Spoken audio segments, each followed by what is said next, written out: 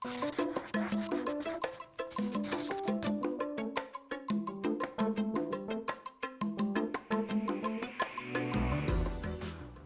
morning and welcome to Essential Ingredients. I'm Justine Reichman, the host of Essential Ingredients, founder of Next Gen Chef, and this morning we have Paul Evers, co-founder of RIF. Welcome, Paul.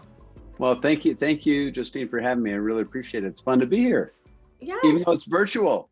it is, but it allows us to be able to have this conversation where otherwise we're not exactly around the corner. No, we're not. No, that's the beautiful thing of virtual. It really is. I'm up in Oregon, you're down in Southern California, but yet here we are somehow magically in the same room. Exactly. So I'm so pleased to be able to have you learn more about you and what you're doing and RIF and share that with our guests. I love it. So it even matches my background.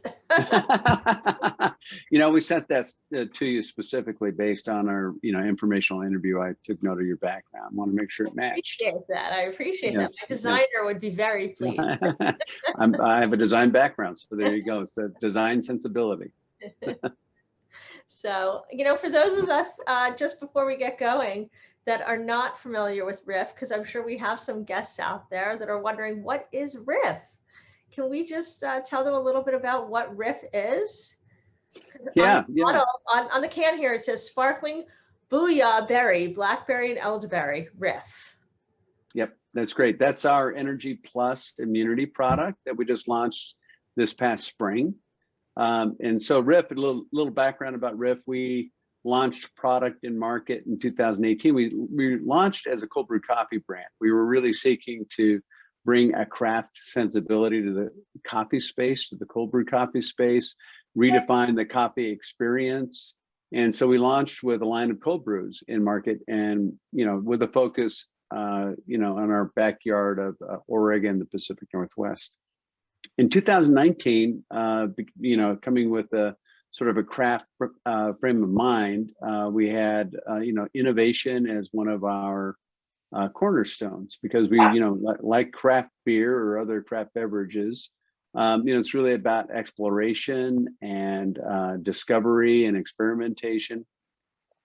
So one of my co-founders is Nate Armbrust. He comes to us from Stumptown, and he was actually the one who he invented nitro cold brew. And he took Stumptown from benchtop brewing in cafes, individual small batch brews, to a complete brewery with packaged product distributed nationally. And so he had done some work with what's called Cascara. And if for the listeners out there, viewers who are not familiar with Cascara, Cascara is the fruity pulp that surrounds the coffee bean on the plant. And most people that I talk to are completely unaware that coffee is actually a fruit and that the beans are actually a two-headed seed within this fruit. So it's kind of like, imagine taking like a peach, apricot, or plum, or an avocado, extracting the pit and making a delicious, wonderful beverage out of that, but then taking the fruit and throwing it away. That's what visual, by the way, because the minute you told me about the avocado with the pit in the middle, I'm envisioning the coffee bean with the fruit being the cascara. That's exactly right. It really gave me that visual so I could really understand it. I didn't mean to cut you off there, but it really gives me the sense of what you're talking about. Well, you cut me off all you want, because this is meant to be a conversation. And if I can reciprocate, then it's all good. So that's what's happening within the coffee industry. But coffee is 400-year-old agricultural category, commodity.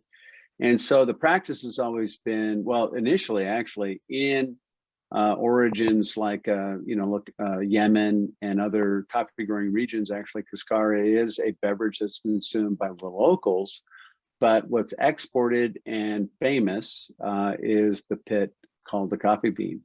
So due to lack of awareness, there's no demand, and hence we have a massive, what I'm going to get into is nutritionally food waste problem with coffee within the coffee industry.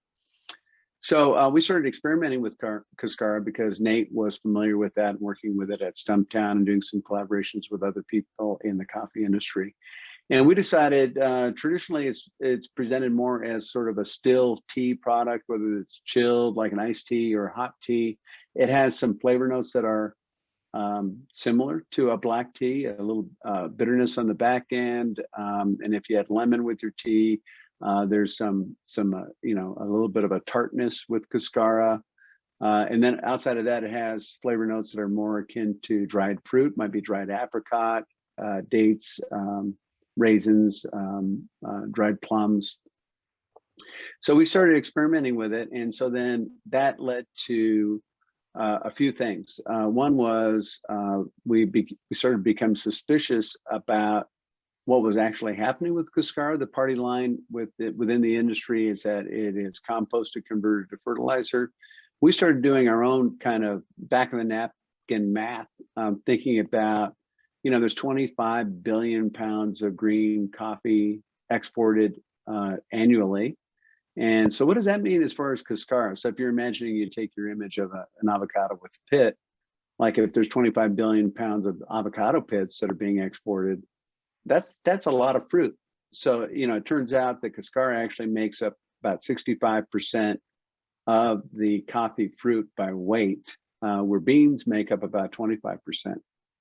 So there's a significant amount of waste. Just in our calculations and doing our own desk research, we became suspicious that it was substantial and started wondering about really the, you know, farmers' capacity to process it by composting and converting to fertilizer. So we partnered with Oregon State University on an in-depth environmental impact study to have fact-based claims around the magnitude of the Cascara that's produced as a byproduct of the coffee harvest, and then really having a clear evidence-based understanding of what's happening with that. So it turns out this study estimated, and we believe this to be conservative, that 100 billion pounds of Cascara is produced annually as a byproduct of the coffee harvest.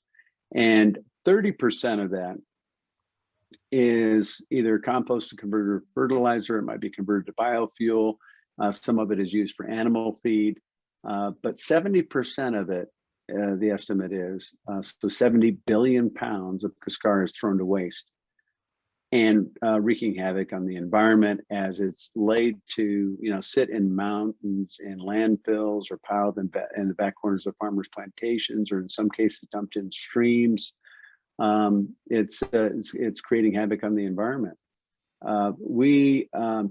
You know, what makes this even a graver sin is what we would argue is actually Cascara is actually, like you would assume with an avocado or peach or plum, the Cascara is the better half of what the coffee plant has to offer. We love coffee. We love cold brewed coffee. We think that's the best form of coffee, but we see even greater potential with Cascara. And the last thing it should be done is thrown to waste. It should be really, you know, converted, translated into food and beverage products that benefit consumers. And because it's nutritionally rich, it's loaded with potassium, iron, antioxidants. And so it's really a wonderful agricultural product. So that's what led to what you showed, you held up the RIF Energy Plus Immunity. And this is really, so we started out with 3 SKUs. We've got Get a Guava. SKU? What's that? A favorite SKU? Yeah, I'm holding up my favorite SKU, but it's really hard. You know, when you have 3 kids and somebody asks, which one is your favorite child? You know, it's hard, but luckily these drinks don't take it personally. But so for me, Get a Guava. I love the tropics, so this is really a wonderful. It's my favorite. What was the first one that you kicked off? We kicked off with these 3, and it's really it's our entry into the. I'm sorry. Go ahead. I cut you off. There wasn't one that you had first. This one here, yeah. The Get a Guava. First, okay. The Guava was the first child. Well, we launched all 3 at the same time, so we had triplets. You had triplets. I'm curious. So okay. So just let's go back for a minute. What before you were doing this? What got you into this coffee? Doing this? Well, my background really is design, advertising, art direction. Ran an agency that specialized in craft beverage for about 18 years. We specialized in craft beer, but we worked in non-alc as well. And one of the things I loved about the craft category is it restated the relationship with, and I'm going to use this, what I consider to be an ugly term, consumer, because I see people not just as consumers, it really commoditizes them, doesn't it? Like you consume things, we manufacture things. That it restated that whole relationship, set a new bar, and where it was more of a co-op relationship where craft consumers become kind of co-owners of the brand. And it became more of a relationship based, above transactional. That's what we loved about the craft space, is that it restated that relationship between the maker of the thing and the enjoyer or the lover of the thing. So I really love that space, and how, we always saw ourselves as a branding agency as sort of more like maybe it's more like a marriage counselor, where you're helping to generate a more vibrant, mutually fulfilling relationship. That's the way we saw it, rather than traditional advertising is about tell them and sell them. And this is more about creating a relationship. So that's my background. I co-founded a craft brewery here in Bend. It's called Crux Fermentation Project. I like to think that it's one of the premier craft breweries in the Pacific Northwest. We have an amazing brew pub location right in Bend with a panoramic view of the Cascade Mountains and about 3/4 of an acre of lawn area.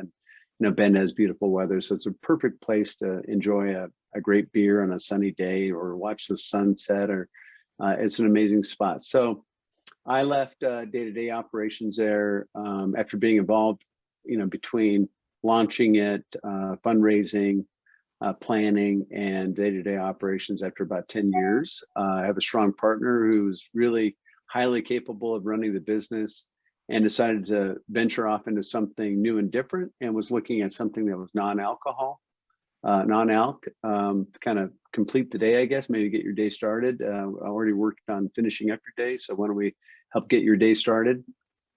And so was having conversations with a lot of folks in the space, beverage, and trying to find out what the most exciting categories were back then. This is in 2016, late 2016, early 2017. And cold brew coffee actually was one that came up quite often. And so decided to venture into that. I was seeing some correlations between so at that time. What's that? Why do you What think was that? so why do you think this was prevalent at that time? Why do you think this was coming up so much for you? Well, the people I was talking to are people who have, like a air traffic control view of the industry. And, cold brew coffee was really emerging at that time, 2016, 2017.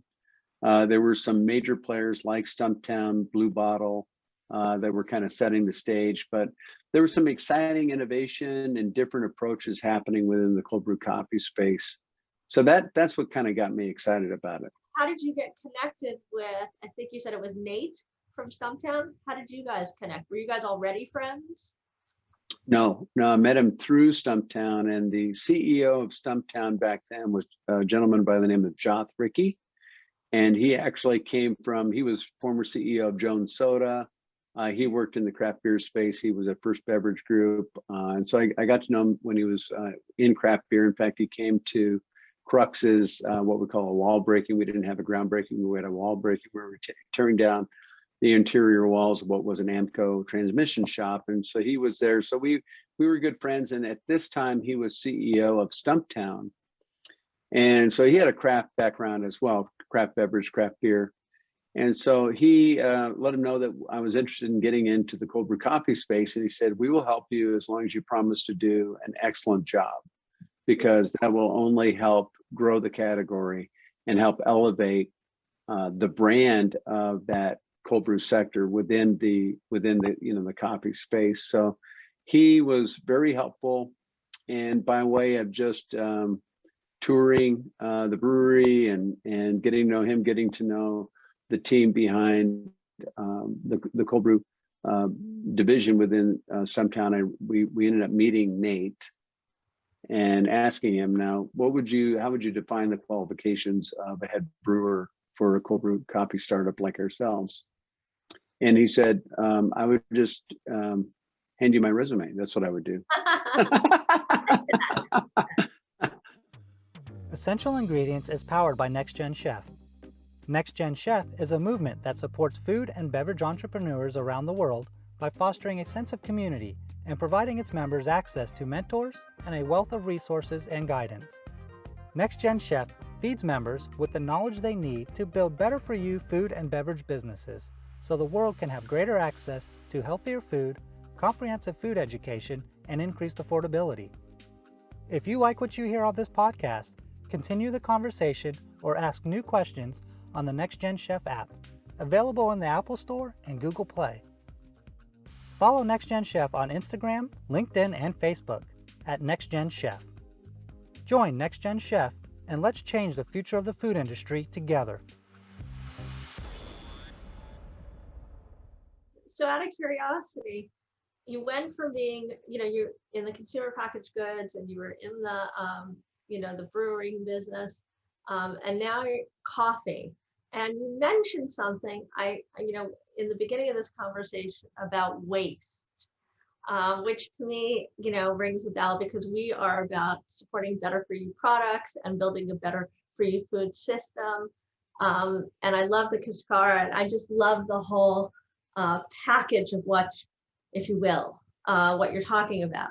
So was that important to you, and did that play a role in what you're doing? Because it's not just about coffee, it's about the Cascara, it's about the waste, and it's about, this whole package of what you're putting together here, right? Which is a better for you, if you will, kind of coffee energy drink.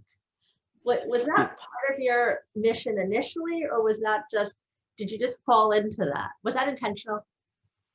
It wasn't. When we started Riff, what we wanted to do was kind of build a super cool cold brew coffee brand.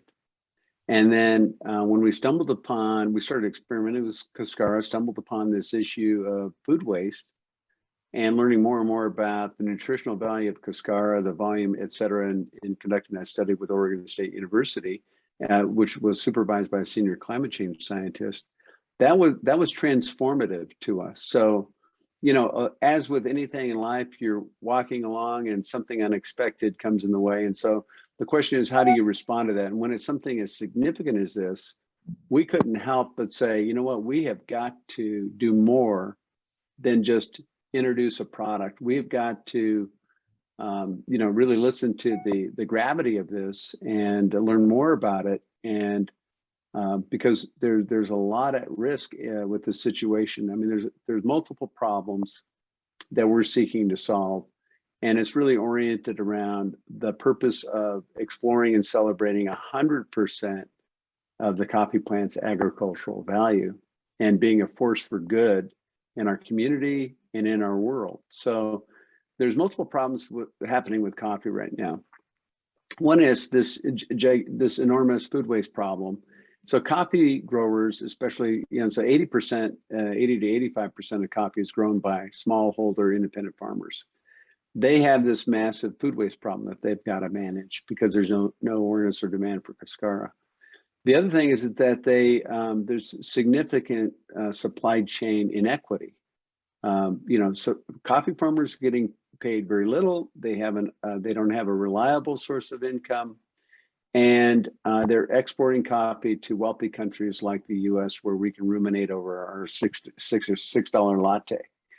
And so, and meanwhile, they're taking what we would say is something that should have significant economic value, and they're throwing it to waste because there's no demand. The other thing is that leading scientists are now predicting by 2050, and I'm expecting that estimate is going to be accelerated and some years shaved off of it, but they're estimating that by 2050, as much as 50% of the current land being used for coffee production will no longer be viable because of rising temperatures associated with climate change. Coffee is grown in a very narrow temperature window. That's why it's in the equatorial zone, and so the only options that these small independent coffee growers have is to move up to a higher elevation. And, they have limited resources. It's not like they can buy a new plot of land higher up, and then, it takes years for the coffee plant to mature to get to a place where it's actually producing coffee. So we see this as kind of, taking Cascara, translating it into a product that has promise for scale, solves, at least addresses a significant portion of all those problems. We're saving nutritional agricultural food from going to waste. We're injecting new revenue streams for coffee farmers. They could potentially double revenue, double employment with their farms. And then we're also, this is carbon neutral product, and that's because we're saving Cascara from going to waste, and as it's decomposing, emitting methane gas that is equivalent as a whole to 31 billion pounds of carbon dioxide annually, which is the same level of emissions as 3 million automobiles. So saving it from going to waste. So we like to call it a win-win-win-win. My mother used to say that too, a triple win. A triple win. It might even be a quadruple. Win. It might even be a quadruple. For you. So as you've built these different businesses, has your definition of success changed? I would say immensely. So, RIF is an early stage company. We are, still proving concept. This, Energy Plus product line was just launched this spring during a pandemic. Getting it onto retail shelves is even harder than it was before.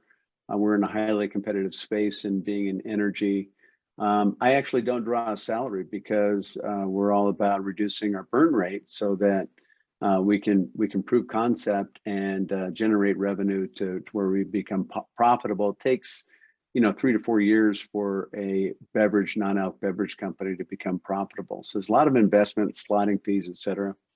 But that said, I would say I have never been so energized and so clearly focused and having a real sense of purpose and meaning in the work that I do. Wow. Well, that's amazing. And so if anybody wanted to find your product, where would they find it?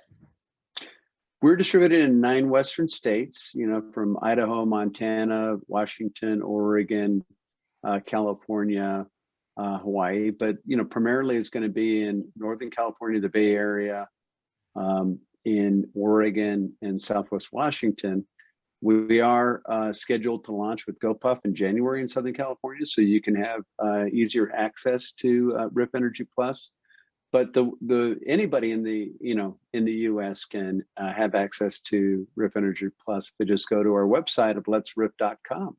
Wonderful. And are you, for those people listening, because we do have everybody from, anyone that wants to purchase product to investors to other entrepreneurs, are you guys self-funded or looking for funding?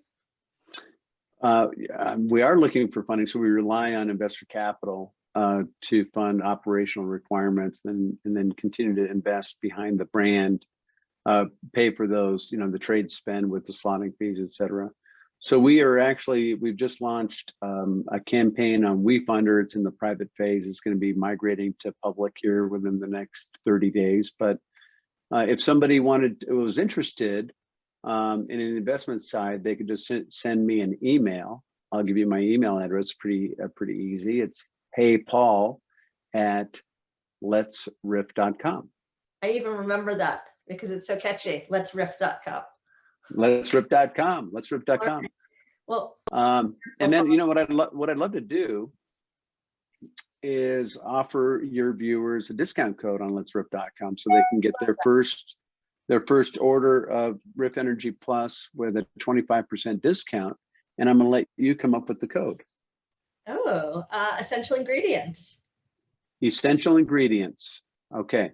So if you use the discount code essential ingredients, you'll get 25% off your first offer. Your first order of RIF Energy Plus. And generally speaking, that comes with free shipping. Awesome. So we'll make a note that we'll put it in the show notes that if they listen to the whole podcast, at the end, they get the discount code. There's the carrot for them. That's good. Oh, thank you so much. As if our conversation wasn't, a carrot enough, I agree with you. I'm so appreciative of the time you gave us. I love your drinks. I haven't tried this one yet, but I will today. And Excellent. And we'll continue these conversations, and we'll make sure to follow up because we want to keep hearing what's going on with RIF and how you guys are growing. So wonderful. I really appreciate that. Thank you for, being interested in our story and sharing your story with your audience. That means the world to us. It really does. And we're passionate about wanting to be a poster child for this Cascara issue and generating interest and demand for Cascara and solving this, this pretty significant sustainability problem. Well, thanks again for joining us. And I want to thank our guests for tuning in, whether it's on the podcast or the video cast. We're here every Tuesday. And we appreciate all our viewers for tuning in to Essential Ingredients here on iTunes or iHeartRadio or the Next Gen Chef channel. So thanks again. Excellent. Thank you, Justine. You take good care. Thanks, Paul. We'll see you next time. Bye-bye. To find out more about this episode of Essential Ingredients and access show notes, check out Next Gen Chef and choose podcast in the menu bar. If you like this episode, head to iTunes or Next Gen Chef's YouTube channel to subscribe. Learn more about Next Gen Chef, the platform that powers this podcast, by checking out our website or visit us on Instagram, Facebook, and LinkedIn at Next Gen Chef. You can also check out my Instagram at Justine_Reichman. If you have thoughts about this episode or future episode ideas, leave us a comment at Next Gen Chef's YouTube channel or drop an email at team@nextgenchef.com. Thanks for joining us.